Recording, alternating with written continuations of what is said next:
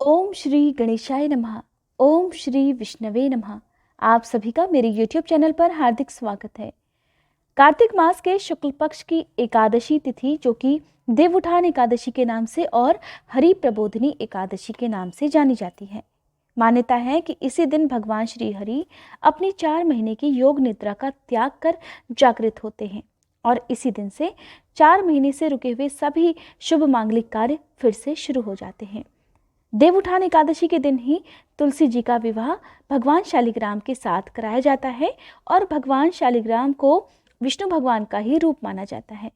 कहते हैं ऐसे में जो लोग विवाह संबंधी परेशानियों का सामना कर रहे हैं या ऐसे लोग जिनका विवाह होने में देरी हो रही हो, दाम्पत्य जीवन सुखद नहीं हो, तो ऐसे लोगों को तुलसी विवाह के आयोजन में सम्मिलित होना चाहिए या विवाहित लोगों को खुद तुलसी विवाह का आयोजन भी करवाना चाहिए।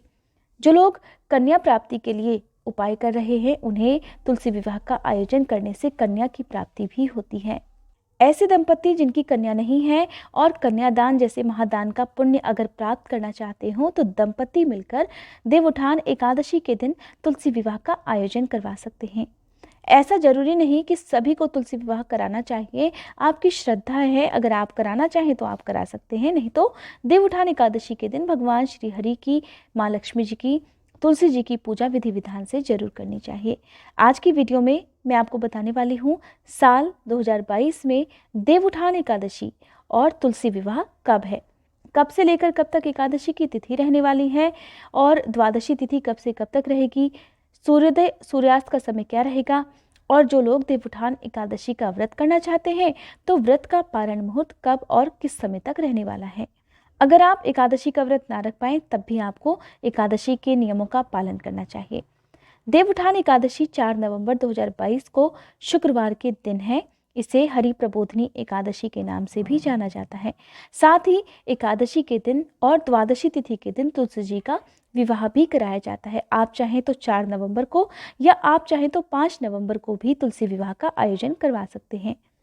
3 नवंबर को गुरुवार की शाम एकादशी की तिथि प्रारंभ हो रही है 7:31 से और एकादशी की तिथि समाप्त हो जाएगी 4 नवंबर शुक्रवार की शाम 6:08 पर। इसके बाद से द्वादशी तिथि प्रारंभ हो रही है। द्वादशी तिथि प्रारंभ होगी 4 नवंबर शुक्रवार की शाम 6:09 से, जिसकी समाप्ति होगी 5 नवंबर शनिवार की शाम 5:07 पर। अगर आप कार्तिक मास में पूरे महीने सभी नियमों का पालन ना कर पाएं तो कार्तिक मास की एकादशी से लेकर कार्तिक पूर्णिमा तक आप सभी नियमों का पालन कर सकते हैं। 4 नवंबर को यानी कि देवउठान एकादशी के दिन सूर्योदय का समय रहेगा सुबह 6:37 और सूर्यास्त का समय रहेगा शाम 5:43 पर। एकादशी के दिन उगते सूरज को भी जल अर्पित करना चाहिए। अगर आप व्रत लेना चाहते हैं तो संकल्प आप जरूर लें। व्रत के पारण के दिन यानी कि द्वादशी तिथि को सूर्योदय का समय रहेगा सुबह 6:38 और सूर्यास्त का समय रहेगा शाम 5:42 पर। देखिए, एकादशी का एक नियम होता है कि द्वादशी तिथि को हमेशा सूर्योदय के बाद ही व्रत खोला जाता है और हरिवासर के समय भूलकर भी व्रत नहीं खोलना चाहिए। तो 5 नवंबर शनिवार के दिन व्रत पारण का शुभ मुहूर्त रहने वाला है सुबह 6:39 से लेकर 10:45 तक। द्वादशी के दिन आप किसी ब्राह्मण को या किसी भी निर्धन व्यक्ति को या जरूरतमंद व्यक्ति को दान दक्षिणा देकर या एक समय का भोजन करवाकर ही अपना व्रत खोलें, तभी आपको एकादशी के व्रत का पूर्ण फल प्राप्त होगा।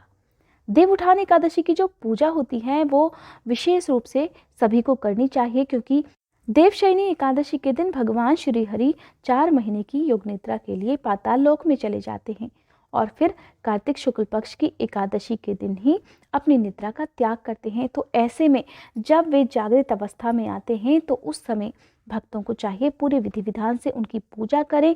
खुद के और अपने परिवार वालों के साथ साथ सभी लोगों की भलाई के लिए, सभी लोगों के घरों में सुख शांति के लिए कामना करनी चाहिए।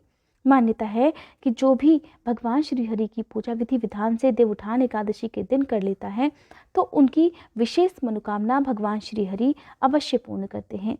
संभव हो तो तुलसी जी का विवाह भी आप करा सकते हैं। तुलसी जी को आप सुहाग की सामग्री अर्पित कर सकते हैं अगर विवाह ना करा पाएँ, और ये सुहाग की सामग्री आप चाहें तो दान में दे सकते हैं, या घर में ही जो सुहागिन महिला है वो भी इनका प्रयोग कर सकती हैं।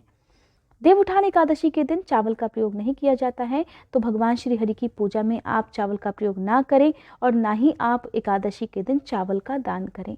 आप अन्न का दान कर सकते हैं, गर्म वस्त्रों का दान आप कर सकते हैं, भूखे व्यक्तियों को भोजन आप करा सकते हैं। ध्यान रखना है, अगर आपने एकादशी का व्रत नहीं भी किया है तो आप विधि विधान से पूजा कर व्रत की कथा अवश्य सुने। आपको व्रत की कथा भी मेरे चैनल पर सुनने को मिलेगी। ये थी आज की वीडियो। उम्मीद करती हूँ ये जानकारी आपको पसंद आई होगी। जानकारी अगर अच्छी लगी हो तो विष्णु भगवान की जय लिखकर कमेंट जरूर कीजिएगा।